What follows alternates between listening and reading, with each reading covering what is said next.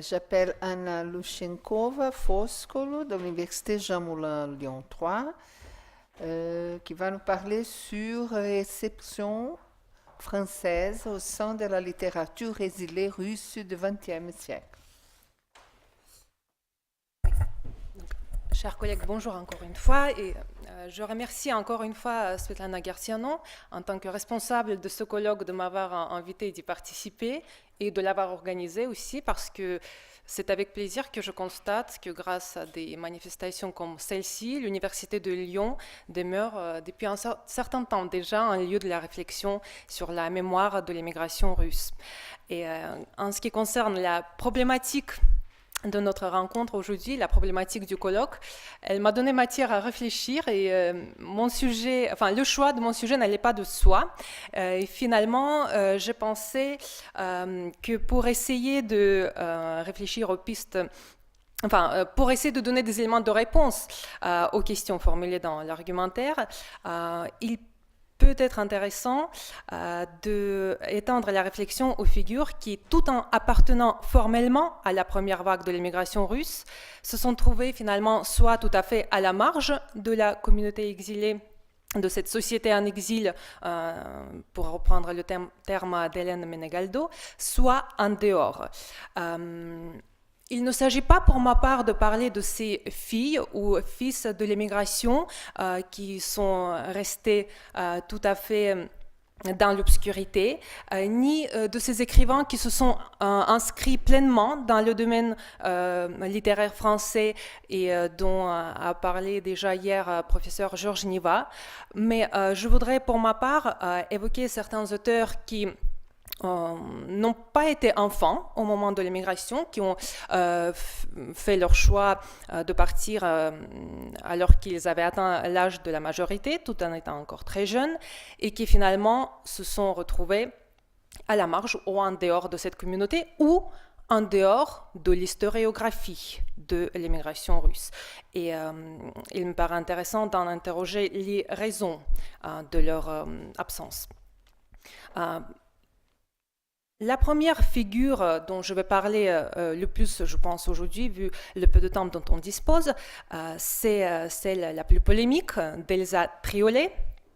Son absence de l'historiographie française de l'immigration russe est due en partie au fait que on perçoit avant tout l'immigration russe blanche en tant que l'immigration due avant tout aux raisons politiques, l'immigration en tant que refus politique. Et Elsa Triolet, elle, est restée liée à l'URSS par des liens très forts, et au point que certaines polémiques ont été lancées y persistent autour de ces liens présumés avec les organes du renseignement soviétique. On évoque également son rôle dans l'engagement d'Aragon et dans ses positions pro-soviétiques, et ces accusations vont jusqu'aux accusations d'espionnage. Ces questions d'engagement politique méritent, à mon avis, en soi une étude approfondie. Qu'en est-il aujourd'hui des travaux universitaires qui relèvent de ces questions-là? Alors, c'est aux États-Unis que nous trouvons une approche première de son œuvre, à la fois pionnière, très intéressante, mais aussi surprenante, car elle fait abstraction la plus totale de l'aspect polémique de cette figure. Il s'agit de l'ouvrage d'Elisabeth Kosti-Beaujour, Alien Tongues, Bilingual Russian Writers of the First Immigration, publié en 1989. C'est ouvrage qui fait référence dans le domaine de l'étude des auteurs plurilingues de la première vague de l'immigration russe et qui accorde une place centrale à deux auteurs, à Vladimir Nabokov et à Elsa Triolet. Et c'est un ouvrage consacré aux auteurs plurilingues de la première vague de l'immigration russe. Tel est l'intitulé de l'ouvrage. Et le chapitre consacré à Triolet commence par la phrase suivante, je vais le citer pour montrer l'ampleur du décalage de la perception de cette figure littéraire ici et donc dans ses études outre-Atlantique. Elsa Triolet is known to readers of French literature as a prolific, frequently impressive novelist and as a kind of monstre sacré. Donc, je traduis, Elsa Triolet est connue des lecteurs de la littérature française comme un écrivain prolifique, auteur de nombreux romans souvent impressionnants et comme une espèce de monstre sacré.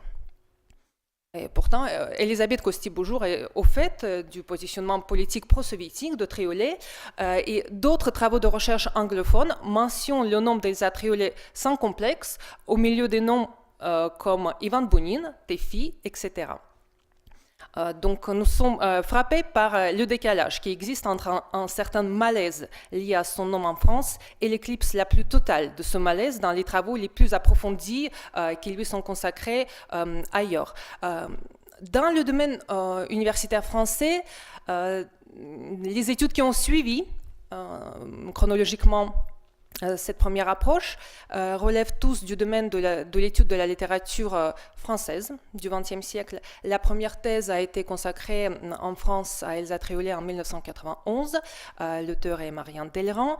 Peu de temps après, la thèse d'Alain Trouvé a fait suite à ce premier travail. Et puis, récemment, donc, un groupe de chercheurs s'est réuni autour de l'étude des archives de Triolet et d'Aragon. Ces chercheurs auxquels se sont parfois associés quelques slavisants, rarement des slavistes, mais on ne peut pas ne pas mentionner le nom de Léon Robel, slaviste et traducteur, qui a particulièrement travaillé sur l'édition de la correspondance d'Elsa Triolet et de l'Élibrique, et qui a été également le traducteur de Elsa Triolet. Si les accusations d'espionnage sont restées au niveau du mythe, très tenaces, il reste toujours la question de la responsabilité et du jugement moral qui peut être porté sur la prise des positions pro-soviétiques. Et indépendamment du jugement moral que l'on portait sur son mea culpa tardif, il est certain que cette question en elle-même et le parcours de cette figure vient conforter l'idée de l'importance centrale des prises de vue politiques et idéologiques au sein même de l'exode russe, lorsqu'on parle surtout des départs ayant suivi la révolution, et de son importance moindre dans les cercles proches des mouvements dadaïstes. Donc nous savons que chez les poètes comme Charchoun ou Paplavski, l'hostilité à l'URSS était absente. Et Elsa Triolet, on va voir quels étaient finalement ces liens qu'elle a gardés avec l'Union soviétique. Donc il s'agit avant tout, le lien par excellence, c'est le lien à sa sœur l'Élibrique, mais aussi à tout ce réseau intellectuel et littéraire qui avait aussi été le sien avant son départ. Quel est donc ce réseau? Donc avant tout, il s'agit de toutes ces personnes qui vont former le noyau dur du LEF, le front gauche de l'art, et les représentants du formalisme russe. Et avant tout, ces représentants les plus actifs à la fois du cercle moscovite de linguistique et de Apayaz.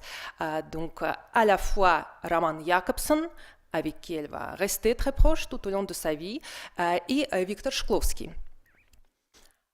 L'entrée même dans la littérature d'Elsa Triolet est étroitement liée à ces nombres des formalistes de l'aile gauche, qui étaient d'ailleurs très proches donc, des futuristes, et tout cela répond aussi à la sensibilité politique de Triolet. Donc, comme nous le savons grâce à Aragon, c'est Viktor Shklovsky qui fait littéralement entrer le nom d'Elsa Triolet dans le champ littéraire avant même qu'elle ne devienne romancière, puisque le nom d'Elsa Triolet figure dans le premier volume du Voyage sentimental de Shklovsky, Zou ou des lettres qui ne parlent pas d'amour, publié en 1923 à Berlin.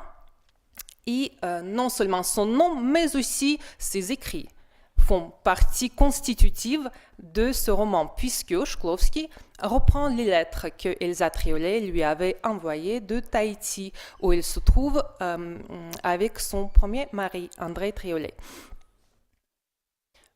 Donc ces lettres en particulier ont été remarquées et très appréciées par Gorky, en particulier qui demande à voir l'auteur de cette partie du roman et qui encourage fortement Triolet à écrire elle-même. Et en effet, les souvenirs et les notes personnelles de ce voyage à Tahiti deviennent la matière de son premier ouvrage, Na Tahiti. Des réflexions théoriques de Shklovsky concernant les différentes formes de remplacement de la fiction dans la littérature et de la place du document humain au sein de la fiction trouvent dans les premiers ouvrages d'Elsa Triolet une forme de réalisation très concrète. et non seulement ses idées théoriques, mais aussi son style. Au moment de la parution de ses premiers romans en russe, en Union soviétique, Nataïti est publié en 1925, en URSS. Donc à ce moment-là, les critiques, y compris les critiques les plus hostiles, soulignent tous le rapprochement de ses écrits avec ceux de Shklovsky, au niveau du style choisiste, mais aussi au niveau de cette présence du document humain. Après son installation en France, qu'en est-il de son réseau? Elle fait d'abord partie de ce qu'elle désigne elle-même comme la Légion étrangère des intellectuels de Montparnasse. Elle en parle dans son roman Le rendez-vous des étrangers en 1956.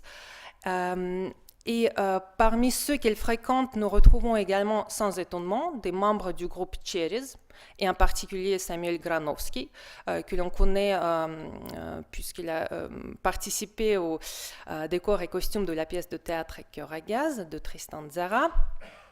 Il y a aussi les frères Chadourne, surtout Marc Chadourne, certains dadaïstes, Marcel Duchamp, Man Ray, François Léger. Mais elle n'est pas réellement impliquée dans le fonctionnement de ces groupes. Et pourtant, les objectifs même des groupes comme Tcheres répondent à sa visée à elle, qui est donc pour Tcheres, il s'agit de la visée d'établir des liens et de faire connaître les écrivains russes et soviétiques auprès des intellectuels français. Enfin, comme eux, et encore davantage, elle est proche de Maïkovski. Et l'appréciation de Maïkovski en elle-même, comme nous le savons, est l'une des pierres d'achoppement entre les exilés russes et les intellectuels français, mais aussi entre les exilés russes et, de la première vague, de l'ancienne génération, et certains exilés comme Eliazd. Et pour donner l'exemple de l'importance de Maïkovski dans cet aspect-là. Donc, on peut relire l'affaire Maïkovski résumée et commandée par Leonid Levak dans la publication des comptes rendus des rencontres du studio franco-russe. Maïkovski joue un véritable rôle de carrefour littéraire et idéologique, comme dans une perspective différente le fait aussi Marcel Proust pour l'immigration russe. Et en ce qui concerne Maïkovski, pour ne pas citer tout ce que Elsa Triolet a fait pour lui en France, toutes les publications des textes et des souvenirs qu'elle a réalisés, je mentionnerai seulement un exemple. En 1965, elle dirige la publication de l'anthologie bilingue de la poésie russe, où bien sûr elle inclut des ouvrages de Maïkovski, et elle choisit aussi d'inclure et de traduire elle-même certains poèmes de Marina Tsvetaeva. Et en première position figure bien sûr le poème de Tsvetaeva consacré à Vladimir Maïkovski. L'appréciation de la poésie de Tsvetaeva et la défense de cette poésie tient à cœur à Elsa Triolet. Et elle tient tête en particulier à Lily Brick, qui ne partage pas tout à fait son engouement. En 1961, elle écrit à Lily Brick « Merci pour les pages de Taroussa ». Les pages de Taroussa, c'est un almanach qui a été publié à Taroussa et qui a été objet des critiques très virulentes de la critique, de la critique officielle, au point que les éditions de Kaluga ont fermé. Donc, merci pour les pages de Taroussa. Il y a des vers remarquables de Tsvetaeva, violents, désespérés. Dans la vie, elle n'était pas comme ça. Le fait qu'elle n'apprécie pas la personne de Tsvetaeva tout en défendant sa poésie nous rappelle aussi la position de Tsvetaeva face à la poésie de Maïkovski. Tsvetaeva ne change jamais son point de vue sur la poésie de Maïkovski malgré les pressions contextuelles et malgré l'attitude très hostile du poète lui-même. Et d'ailleurs, cette appréciation de Maïkovski est un point qui rapproche, à mon avis, ces deux figures. Au moment de la mort de Maïkovski, Tsvetaeva consacre des poèmes à sa mémoire, au moment même où les doyens de la littérature russe en exil écrivent un article où ils expriment tout leur mépris envers ce poète. Donc pour Tsvetaeva, on la reconnaît ici non seulement dans sa position d'opposition romantique, justement, mais aussi ce qu'il partage différemment avec Triolet, c'est son éloignement, sa désunion idéologique avec la diaspora russe. Tsvetaeva, elle, est hautement apolitique. Enfin, ces deux auteurs partagent également le fait d'avoir passé au français dans un moment de leur parcours littéraire différemment, mais toutes les deux se sont autotraduits en particulier. Et en ce qui concerne Triolet, Roman Jakobson se compare à elle en ce qui concerne sa pratique de l'écriture plurilingue. Il compare l'imprécation des lettres françaises et des lettres russes chez Triolet à sa propre expérience. Et de ce point de vue-là, c'est d'ailleurs là qui se trouvait mon point initial de mon intérêt envers ces auteurs, puisque je travaille avant tout sur la poétique justement du texte. C'est l'approche qui m'est plus proche. Je travaille moins sur l'histoire de l'immigration, mais je pense que dans ces cas précis, il est intéressant de les analyser aussi en tant que cas historiques et de voir que dans chacun de ces deux cas, lorsqu'il s'agit d'une certaine désunion avec la communauté littéraire de l'immigration russe, qui se manifeste bien sûr à des degrés différents et différemment. Mais dans chacun des cas, quand la désunion a lieu, il s'agit d'un enchevêtrement des raisons d'ordre idéologique, esthétique et éthique. Et peut-être que l'analyse de ces cas de figure peut, à contrario, contribuer à faire ressortir l'unité de cette société en exil dont nous parlons aujourd'hui, comme nous avons parlé hier. Merci.